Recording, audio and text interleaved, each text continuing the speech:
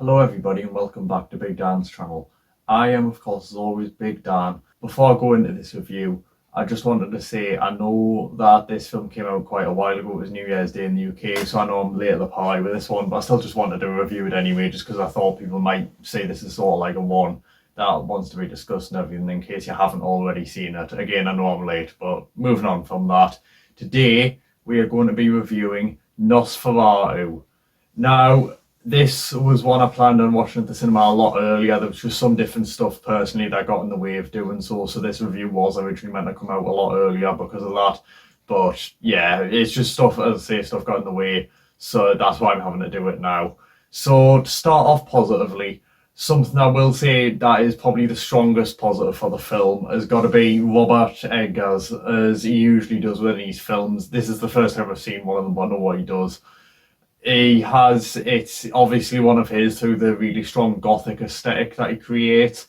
It is honestly really well done, and the production design is well executed and everything. I honestly have no problems with it. It's probably got to be the best aspect of the film for me personally. The strongest negative, on the other hand, however, has to be probably the pacing.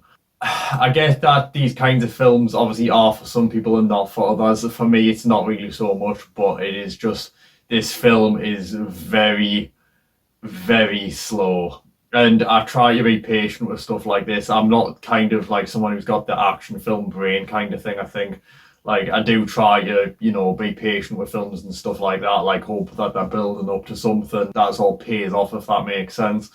But yeah, even taking that into account, it was just way slower than it needed to be in my opinion, and there was some stuff that just never really sort of pulled off for us or anything like that. And yeah, I don't know, it was just a lot slower than it needed to be in my opinion. I can say, however, in the film's credit, the performances here, especially from Bill Skarsgård in particular, are really good, and honestly they do quite well.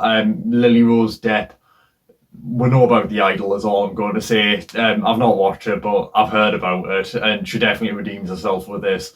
She honestly puts on an incredible performance, and honestly I think if there's proof that she's not just a terrible actress, she's just like got given a dog crap script, to be frank, then this is frankly proof of that in my opinion. It's honestly really well done, and I can't take away any performance yet except maybe Aaron Taylor Johnson's. Like he's all right, but he's not special. But to be fair, it could also just be the writing. So yeah, I don't know. It's just he's maybe the one let down performance wise, but that's about it in my opinion. Screen time wise, I do have to say though, Count Orlok within this, he's in maybe 20 minutes or something like that in a film that's about 2 hours long. He needed a lot more screen time, and that's honestly one of the biggest like pull down factors for us with this film.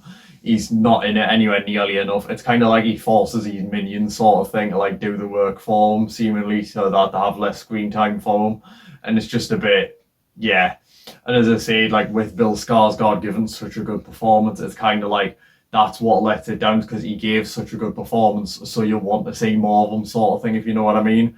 Like yeah, it's just a little bit, yeah, there was a lot of times where I was kind of like, can we please just see him again, because it feels like for a film that's literally titled Nosferatu, you barely actually see the guy. But yeah, it's not too bad, but it was what kept this at the lower mark, and it's probably got to be one of the biggest problems for it after the painfully slow pacing that I had to talk about. Because on the pacing mark itself as well, I was going to say it was genuinely so bad to the point where I was contemplating going to the toilet and just basically said screw it and went anyway.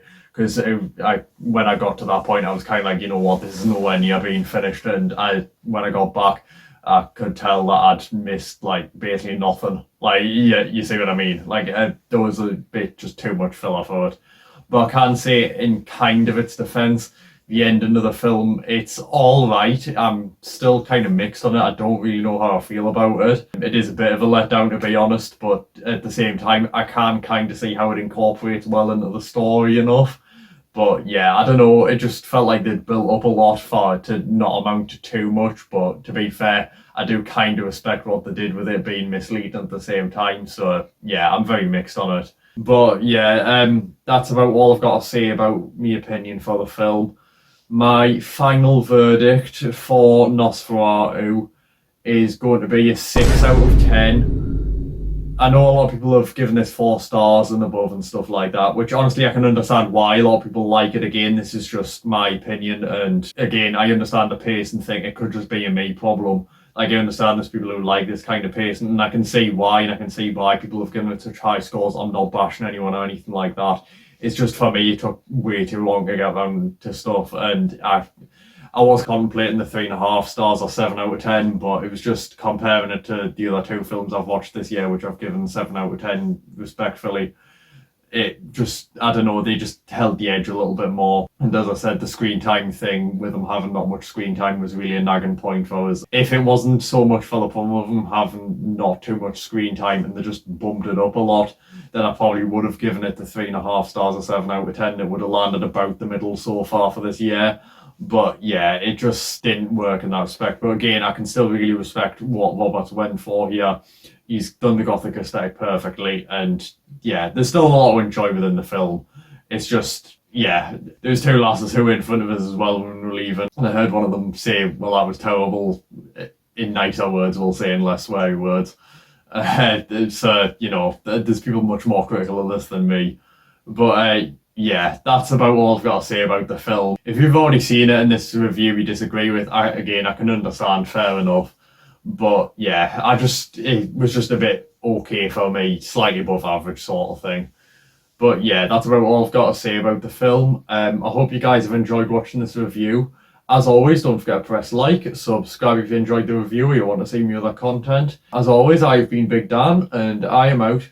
Peace.